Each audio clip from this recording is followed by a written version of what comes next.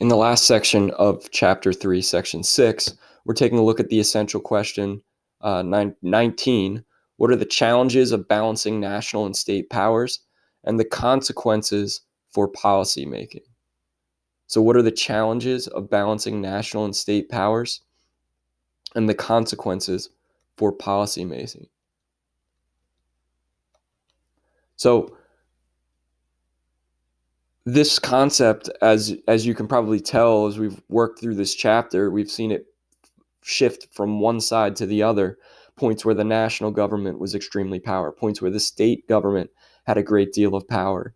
And the question becomes, what is the best way to do this? Well, that's a challenging question, and it depends on your political ideology, and it depends on the reality of the situation in the moment.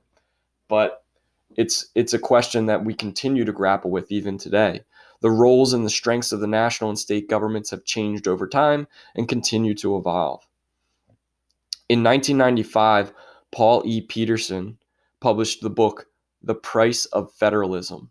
And he basically looked at two different policymaking areas and tried to determine who should have responsibility for governing in these areas. Should it be state and local, or should it be federal? He identified first what are known as redistributive policies, where the government collects money from one group of citizens to finance a service for another group of citizens. This would be, for instance, welfare programs.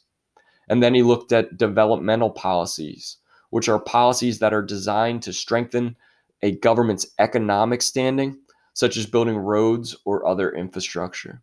So redistributive policies, taking from one group to pay for the welfare of another group or the well-being of another group. And developmental programs, which are designed to strengthen a government's economic standing through the building of roads and other infrastructure.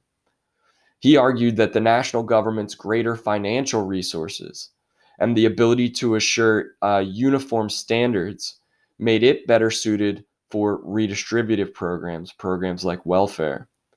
He said that developmental programs should be left to state governments, which are closer to the people and therefore better able to assess and address regional needs.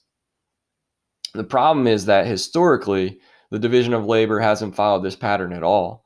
Federal elected officials in Congress and president have had and still have reelection incentives.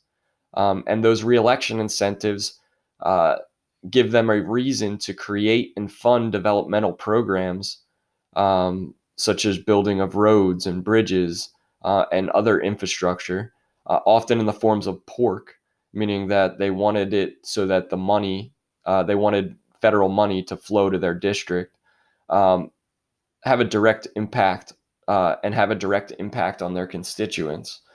And so they've pushed for these developmental programs on a national level.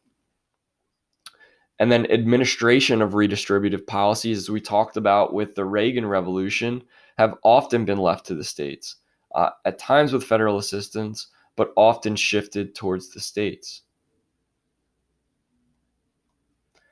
In recent years, the government, while not totally abandoning developmental projects, has begun to take a greater responsibility of redistributive policies. And remember, as you look at this, that it doesn't matter.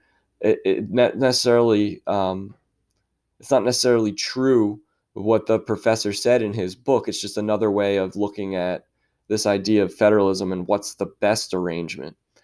In recent years, the federal government has started to take more of a responsibility, as the author of the book would have suggested he should, or it should, in redistributive policies. For instance, in 2001, the No Child Left Behind Act was a first comprehensive federal education legislation. And then in 2010, the Parent Protection and Affordable Care Act created a system to assure nearly all Americans have access to health insurance. And just to prove the professor's point, your book argues that, looks at the CBO projection. That's the Congressional Budget Office. They make future predictions on the cost of government programs.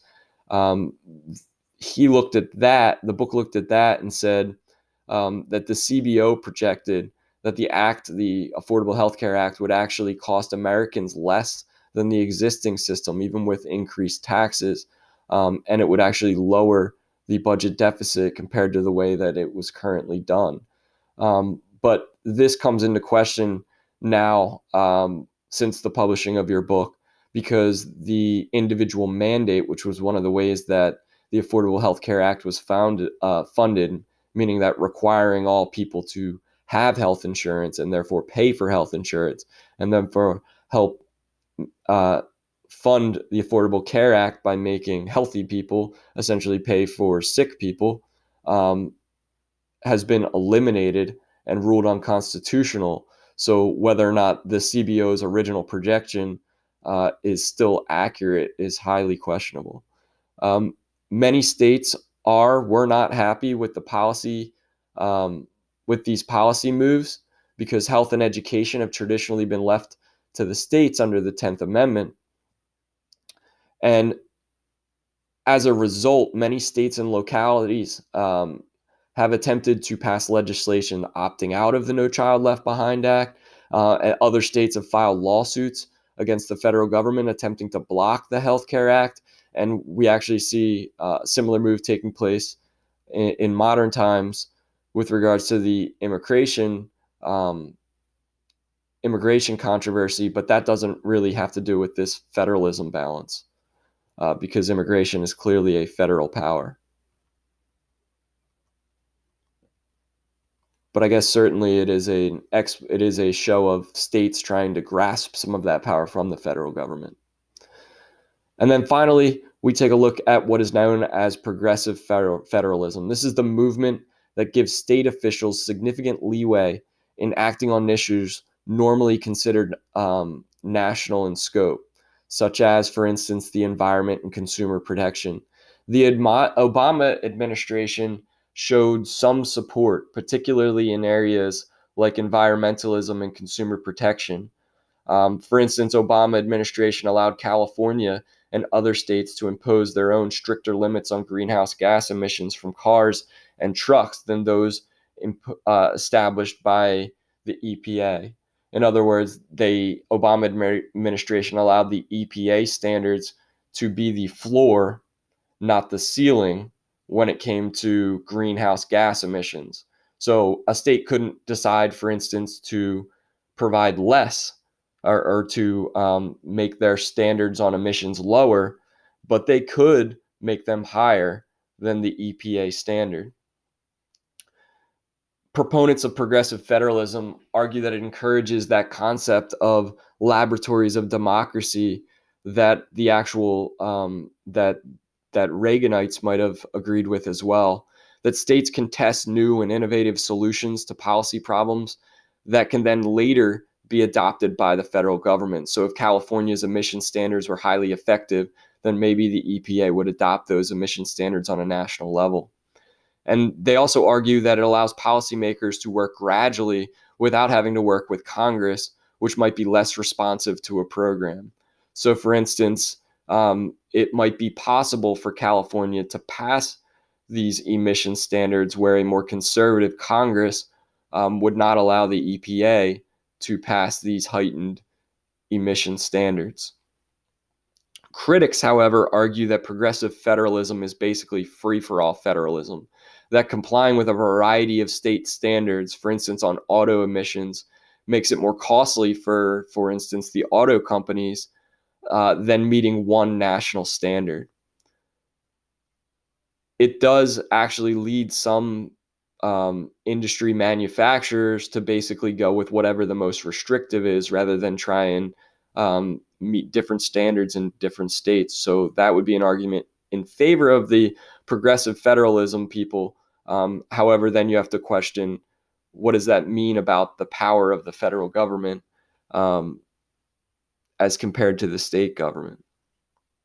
And so that's sort of been the question we've been looking at all throughout this chapter, and in particular in section 6, where we looked at the essential question number 19, which was, what are the challenges of balancing national and state powers and the consequences for policymaking? So we're going to end it right there.